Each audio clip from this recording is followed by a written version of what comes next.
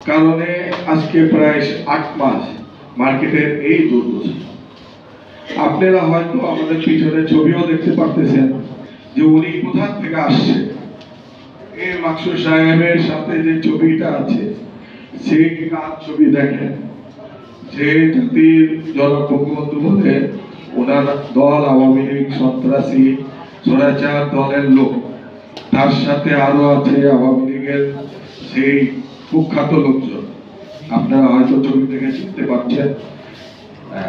তো এটা বলার দরকার পড়ে না যে উনি কোথা থেকে আসছে, যে ওনার আসাটাই আমাদের জন্য দুঃখজনক।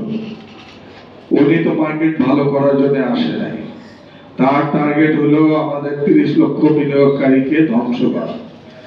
আর একটা কথা বলতে চাই, আইসিবির চেয়ারম্যান, আইসিবি কিন্তু বাংলাদেশ স্টক এক্সচেঞ্জের সবচেয়ে বড় একটা প্রতিষ্ঠান।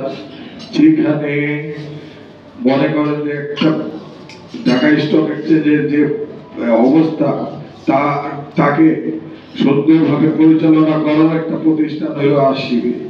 অর্থাৎ যখন মার্কেট পড়ে যায় তখন এই আইসিবি এসে হাল ধরে। সেই জায়গায় আমাদের এমন একটি লোককে নিয়োগ দেওয়া হয়েছে, তার বয়সের ব্যাপারে চিন্তা করা হয় নাই, তার অন্যান্য কোনো কিছুই চিন্তা করে নাই। আজকে দেখেন উনি যখন কোন বক্তব্য দিতে আসে, তার কথা বলার ভঙ্গিমা চেঞ্জ হয়ে যায়। তাই মানে সেই কথা বললে বুঝতে পারা যায় যে তিনি বৃদ্ধ হয়েছে, তার চলাফেরাও বৃদ্ধ হয়েছে। উনি বলে 200 পয়েন্ট বেড়ে গেলে আমার হার্টে প্রবলেম হয়, আমি থাকতে পারি না, আমার প্রেশার বেড়ে যায়। এরকম লোককে দিয়ে কি 10,000 15,000 সূচক কি যাবে কখনো? তাহলে বলে ওনাকে কি রাখা উচিত? আমরা কি আন্দোলন করতেছি, এটা কি ঠিক কিনা?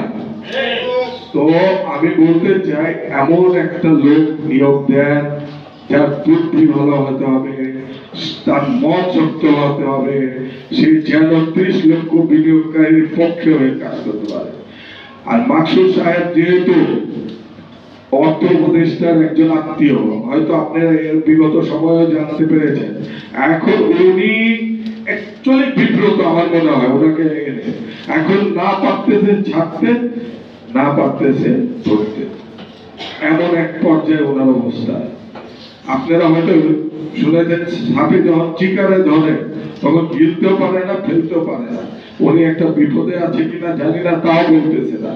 উনি ওনাকে রাখার জন্য আমাদেরকে বিপদে ফেলে দিচ্ছে। তাই আমি বলছি ওনাকে পদত্যাগ অবশ্যই করতে হবে। এর জন্য আমাদের যা করণীয় আমরা করব।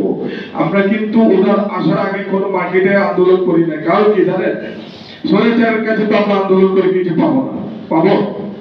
এখন যে নতুন সরকার আসছিল, আমরা কিন্তু আশা করেছিলাম মার্কেটটা, আশা করেছিলাম 10,000 সূচক পাবো। কিন্তু প্রথম কয়েকদিন দেখেন উনি ছিল না মাকসুদ সাহেব, তখন কিন্তু মার্কেটটা আপ হয়েছে। তারপরে যে ডাউন শুরু হয়েছে, আজ পর্যন্ত হচ্ছে 10 বারে 25 কমে, 15 বারে 30 কমে। তাই আমরা ওনাকে কোনোভাবেই মার্কেটে চাচ্ছি না।